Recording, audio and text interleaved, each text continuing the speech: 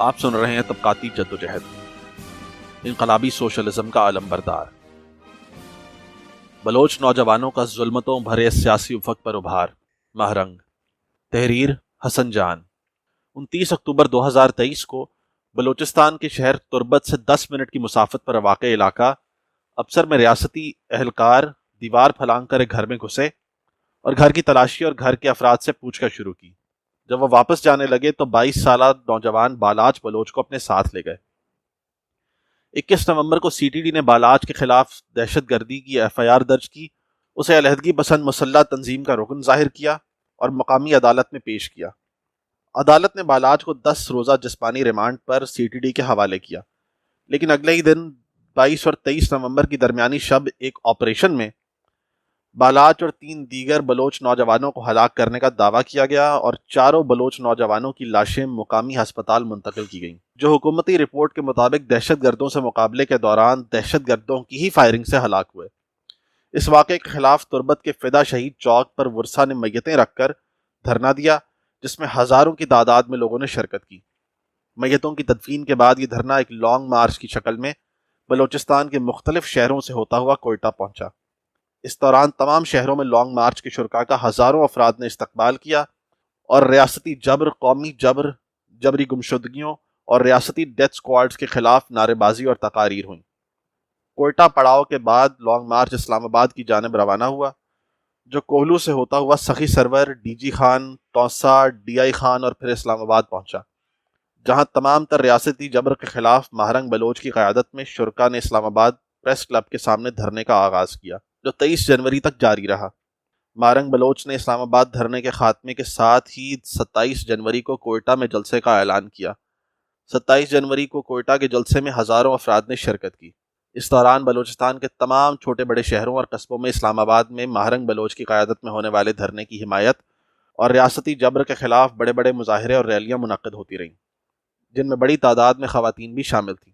تقریباً 1 دہائی سے زیادہ عرصے تک ان بلوچ شہروں اور قصبوں میں ریاست نے بدنام زمانہ ڈیتھ سکواڈز کو کھلی چھوٹ دے رکھی تھی۔ یہ ڈیتھ سکواڈز دراصل ایسے جرائم پیشہ افراد پر مشتمل گروہ تھے جن کا کام علاقے میں ریڈیکل سیاسی سرگرمی کو سبزتاج کرنا اور سیاسی ورکروں کو اغوا کر کے انہیں تشدد کے بعد قتل کر کے ان کی مسخ شدہ لاشیں پھینکنا تھا۔ اندرون بلوچستان کے مختلف شہروں میں ہر وقت خون اور دہشت کا راج تھا۔ غیر اعلانیہ کرفیو کا سماں ہوتا تھا۔ سیاسی اجتماعات کرنا دراصل موت کو دعوت دینے کے مترادف ہوتا تھا۔ ایک ایسا وقت بھی آیا کہ لوگ فاتح خانی کے دوران بھی ایک دوسرے سے بات کرتے ہوئے ڈرتے تھے کہ مبادا غلطی سے کوئی سیاسی بات منہ سے نہ نکل جائے اور موقع پر موجود ڈیتھ سکواڈ کے کارندے گفتگو نہ سن لیں۔ حتیٰ کہ بارات لے جانے کے لیے بھی مقامی FC کیمپ سے اجازت لینا پڑتی تھی۔ 21ویں صدی کے ابتدائی سالوں میں ہی بلوچستان کی جدید تاریخ میں قومی جبر اور استحصال کے خلاف چوتھی مسلح جدوجہد کا آغاز ہوا۔ ماضی کے بلوچ مسلح سرکشیوں کی نسبت، جو زیادہ تر مخصوص قبیلوں تک ہی محدود ہوتے تھے، یہ مسلح جدوجہد بلوچستان کے طول و عرض میں پھیل گئی، جس میں زیادہ تر تعلیم یافتہ نوجوان ہی پیش تھے۔ اس مسلح سرکشی کو کچلنے کے لیے ریاست نے جہاں ایک طرف باقاعدہ فوجی آپریشن شروع کیے تو دوسری طرف بلوچستان کے مختلف علاقوں کو اپنی زرخرید نوابوں اور جرائم پیشہ افراد کے حوالے کر دیا، جو بعد میں ڈیتھ سکواڈز کہلائے۔ مثلاً سراوان کے علاقے کو سراج رئیسانی کے حوالے کر دیا گیا، جبکہ جھالاوان کے علاقے کو بدنام زمانہ شفیق مینگل کے حوالے کر دیا۔ اسی طرح دیگر علاقوں کو بھی اسی طریقے سے مختلف ریاستی کارندوں کے حوالے کیا گیا۔ ان کے اپنے ٹارچر سیلز ہیں جہاں اغوا اور غائب کیے گئے سیاسی ورکروں کو بدترین تشدد کا نشانہ بنایا جاتا ہے۔ 2014 میں بلوچستان کے علاقے توتک میں ایک اجتماعی قبر سے 200 کے قریب لاشیں ملی تھیں۔ مبینہ طور پر یہ لاشیں انہی اغوا شدہ ورکروں کی تھیں جنہیں بدنام زمانہ شفیق مینگل کے ڈیتھ سکواڈ کے کارندے اپنے عقوبت خانوں میں اذیت دے دے کر قتل کر چکے تھے۔ اسی تحریک کی نظریاتی بہکونی کے لیے مذہبی انتہا پسندی کو خوب پروان چڑھایا گیا۔ بلوچ معاشرہ جو عمومی طور پر ایک سیکولر معاشرہ رہا ہے، اس میں مذہبی اور فرقہ وارانہ تنگ نظری کو فروغ دیا گیا، تبلیغی مراکز قائم کیے گئے اور مذہبی فرقہ وارانہ مسلح تنظیموں کو سماج پر مسلط کیا گیا۔ قومی احساس محرومی اور ریاستی جبر کے خلاف قومی آزادی اور ترقی پسند قومی تحریک کے دھار کو کند کرنے کے لیے مذہبی انتہا پسندی کے اوزار کو استعمال کیا گیا۔ تقریباً 4 سال پہلے اسی تربت شہر کے گرد و نواح میں ڈیتھ اسکواڈز کے ہاتھوں قتل ہونے والی خاتون ملک ناز اور اس کی بیٹی برمش کے زخمی ہونے کے واقعے کے خلاف پورے بلوچستان میں احتجاجی مظاہرے ہوئے۔ انہی مظاہروں کے دوران بلوچ یکجہتی کمیٹی نے جنم لیا، جس میں رہنما کردار نوجوان بلوچ خواتین نے ادا کیا۔ بلوچستان کے چھوٹے بڑے شہروں میں اس واقعے کے خلاف مظاہرے ہوئے۔ اس کے بعد بلوچ نوجوان خواتین کی تحریک میں شرکت مسلسل روز افزا اور قائدانہ رہی ہے۔ یہ عمل بذات خود بلوچستان جیسے معاشرے میں ایک انتہائی ترقی پسندانہ فعل ہے۔ یہ دراصل شدید ریاستی جبر، قومی جبر اور استحصال کے خلاف سیاسی بیداری کا آغاز تھا۔ سالوں بعد عوام نے ریاستی جبر کے خوف کو آہستہ آہستہ فتح کرنا شروع کر دیا۔ موجودہ تحریک بھی اسی تحریک کا ہی ایک تسلسل ہے، جو اب زیادہ بڑے پیمانے پر چل رہی ہے۔ یقیناً تحریک کے فوری مطالبات جبری گمشدہ افراد کی بازیابی، ڈیتھ اسکواڈ اور سی ٹی ڈی کا خاتمہ ہے، لیکن موجودہ سیاسی بیداری اور بلوچ خطے میں عوامی ابھار دراصل قومی جبر و استحصال کے خلاف اس وسیع تر تحریک کا حصہ ہے جو پچھلی 7 دہائیوں سے مختلف شکلوں میں جاری ہے۔ لیکن ماضی کی تمام تر تحریکوں کی نسبت اس تحریک کی سب سے خاص بات یہ ہے کہ نہ صرف اس نے پورے بلوچ سماج کو جھنجھوڑ کر رکھ دیا ہے، بلکہ بلوچستان میں ہونے والی قومی جبر و استحصال کی داستان کو پورے پاکستان میں سنوائی ملی ہے۔ بلوچ قومی مسئلے کی بحث کو اتنی وسیع عوامی پذیرائی صرف ایک سیاسی جدوجہد کے نتیجے میں ہی مل سکتی تھی۔ بلوچستان کی اشرافیہ، جن کی تاریخی ذمہ داری قومی شعور کی بڑھوتری اور قومی یکجہتی ہے، وہ مالی بدعنوانی اور مارات کے چکر میں قومی تحریک کے لیے عضو معطل بن چکی ہے۔ یہ اشرافیہ اپنی مخصوص معاشی بنیادوں کی وجہ سے ماضی کی کلاسیکل قومی تحریکوں کے برعکس قومی یکجہتی اور قومی شعور پیدا کرنے میں مکمل ناکام رہی ہے۔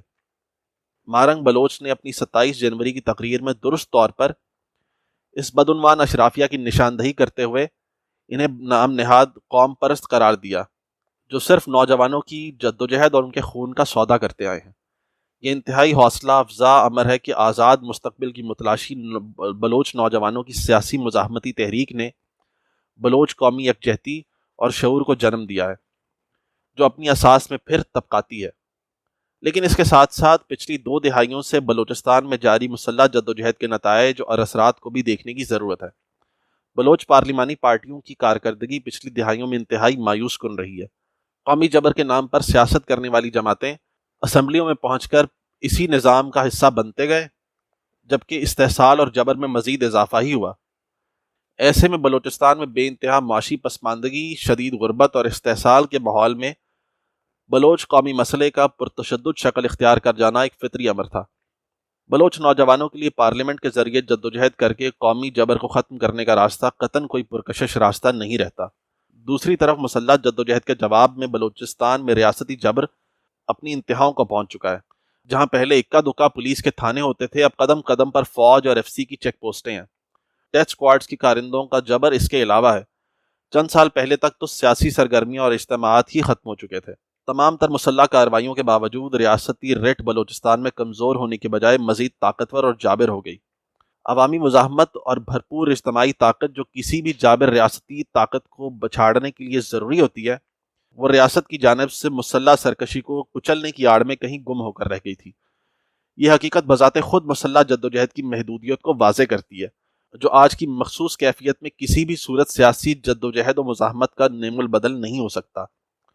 اور موجودہ تحریک کے ہر مرحلے پر بلوچ نوجوانوں نے مہم جوئی کے برعکس سیاسی مزاحمت کو فوقیت دے کر ماضی کے اسباق کی بنیاد پر عظیم شعوری پیش رفت کا مظاہرہ کیا ہے۔ اس میں کوئی شک نہیں کہ بلوچستان میں جاری قومی جبر کے خلاف اس تحریک کو فیصلہ کن کامیابی دیگر صوبوں میں ایک عوامی حمایت و مزاحمت کے ابھار اور بلوچستان کی تحریک سے جڑت کی صورت میں ہی ممکن ہے۔ بلوچستان کی مخصوص سماجی معاشی کیفیت میں اس دیوہیکل جابر ریاستی مشینری کو شکست صرف بلوچستان سے نہیں دی جا سکتی، بلکہ کراچی، فیصل آباد، گوجرانوالا، لاہور، سیالکوٹ اور دیگر بڑے شہروں کے محنت کشوں اور محکوموں کی حمایت کی اشد ضرورت ہے۔ ولی خان کے بقول پاکستانی اسٹیبلشمنٹ کے خلاف فیصلہ کن جنگ پنجاب میں ہی لڑی جائے گی، لیکن اس جڑت کو عملی جامہ پہنانے کے لیے جس بائیں بازو کی وسیع و مضبوط قوت کی ضرورت ہے، وہ یا تو وجود نہیں رکھتی یا انتہائی کمزور ہے۔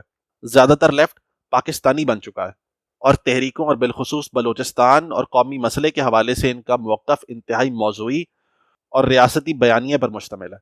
مثلا مثلاً بلوچستان میں موجود مسلح جدوجہد کے لیے ان لیفٹیوں کا پسندیدہ لفظ انفرادی دہشت گردی ہے۔ خطے میں جاری پراکسی وار، سامراج کی جانب سے شروع کی گئی نام نہاد دہشت گردی کے خلاف جنگ اور ان کی دیکھا دیکھی میں پاکستانی حکمرانوں کی دہشت گردی کے خلاف جنگ میں شرکت جیسی فضا میں ایک محکوم قوم کی مسلح جدوجہد کو بھی دہشت گردی کے کھاتے میں ڈالنا ریاستی بیانیہ نہیں تو کیا ہے؟ مسلح تنظیموں کی جانب سے کسی بھی قسم کی کارروائی پر یہ عطائی مارکسی تنظیمیں جس طرح سیکھپا ہوتی ہیں وہ کسی ریاستی حکومتی اہلکار کے رد عمل سے قطعاً مختلف نہیں۔ حالانکہ محکوم کی جانب سے کیا گیا تشدد اور ظالم و جابر ریاست کے تشدد میں زمین و آسمان کا فرق ہے، کیونکہ ظالم و جابر اپنی حاکمیت کو برقرار رکھنے اور کسی قوم کو مزید تابع کرنے کے لیے تشدد کرتی ہے، جبکہ مظلوم کی جانب سے کیا جانے والا تشدد اپنے اوپر ہونے والے ظلم کے خلاف دفاع کے لیے ہوتا ہے۔ اگرچہ بلوچستان کی مخصوص صورتحال میں پچھلی 2 دہائیوں سے جاری مسلح جدوجہد کے نتائج ہمارے سامنے ہیں، لیکن ظالم اور مظلوم دونوں کے تشدد کو یکساں قرار دینا دراصل ریاستی موقف کو تقویت دینا ہے۔ ایسی تنظیموں کا یہ وتیرہ رہا ہے کہ وہ اپنے نام نہاد انقلابی فارمولوں کو مکینکی انداز میں محکوموں کی تحریکوں پر منطبق کرنے کی ناکام کوشش کرتے ہیں۔ یہ چیز کبھی نہیں سوچتے کہ بلوچستان کا قومی مسئلہ دیگر قوموں کی نسبت اتنا پرتشدد کیوں ہے، ان کی مادی بنیادیں کیا ہیں۔ ان تمام سوالات اور تحریک کی اپنی حرکیات کو چھوڑ کر مضحکہ خیز انداز میں تحریک سے ہی مطالبات شروع کرتے ہیں۔ اسی وجہ سے ریڈیکل بلوچ سیاسی ورکروں کا ان نام نہاد عالمی انقلاب کے دائی مارکسیوں کی طرف رویہ انتہائی نفرت انگیز ہے، اور وہ ان عطائیوں کو بجا طور پر ریاستی دلال سمجھتے ہیں جو ان کی تحریکوں کو بگاڑنے کے لیے ان میں مداخلت کرتے ہیں۔ عوامی تحریکیں ہمیشہ کسی بھی سماج میں موجود بنیادی مسئلے یا تضاد کے گرد ہی ابھرتی ہیں، وہ کسی کی ذاتی خواہش یا کتابی فارمولے کی بنیاد پر نہیں ابھرتی۔ ماضی کے انقلابات کی تاریخ اگرچہ آج کے عہد کی تحریکوں کے لیے ایک عمومی گائیڈ لائن ہو سکتی ہے، لیکن اس کی تاریخ کو منوً آج کے مختلف حالات میں منطبق کر کے اپنی مرضی کی تحریک کی توقع کرنا انتہائی جہالت ہے۔ پاکستانی لیفٹ کی سب سے بڑی ناکامی یہ بھی ہے کہ وہ شعوری یا لاشعوری طور پر ریاست پاکستان کو ایک اکائی سمجھتے ہیں، اور بڑے شہروں میں بیٹھ کر قومی جبر اور معاشی پسماندگی کی شکار بلوچستان میں بھی اسی طرز کی خالص طبقاتی تحریک کی توقع رکھتے ہیں جو صنعتی شہروں میں ابھرتی ہیں۔ طبقاتی سوال کو اس مکینکی انداز میں دیکھتے دیکھتے آج اس عطائی لیفٹ کی حالت یہ ہے کہ بلوچستان میں ان کی خیالی تحریک تو نہ ابھر سکی، لیکن بلوچستان کی موجودہ تحریک سے وہ کوسوں دور کھڑے ہیں اور صرف نمائشی انداز میں سوشل میڈیائی مضحکہ خیزیوں میں مصروف ہے۔ لہٰذا اس حقیقت کو سمجھنے کی ضرورت ہے کہ پاکستان کی مخصوص سماجی اور معاشی کیفیت اور پچھڑی ہوئی سرمایہ داری کی وجہ سے یہ ملک مختلف قومی اور طبقاتی تضادات کا مجموعہ ہے۔ یہاں بیک وقت پورے ملک میں کبھی بھی ایک ہی تضاد کے گرد تحریکیں نہیں ابھر سکتی، حتیٰ کہ اس ملک کی تاریخ کی سب سے بڑی عوامی سرکشی 1968-69 کے دوران بھی بلوچستان اور خیبر پختونخوا میں وہ ہلچل نظر نہیں آئی جو پنجاب اور سندھ کے بڑے شہروں میں دیکھنے میں آئی تھی۔ مارکس وادیوں کا فریضہ ہے کہ وہ ہر سماج کی بنیادی تضاد یعنی بنیادی مسئلہ جو تاریخی طور پر اس سماج کے محکوموں کو ریاست اور حکمرانوں کے ساتھ تضاد میں لاتی ہے کا ادراک کرے۔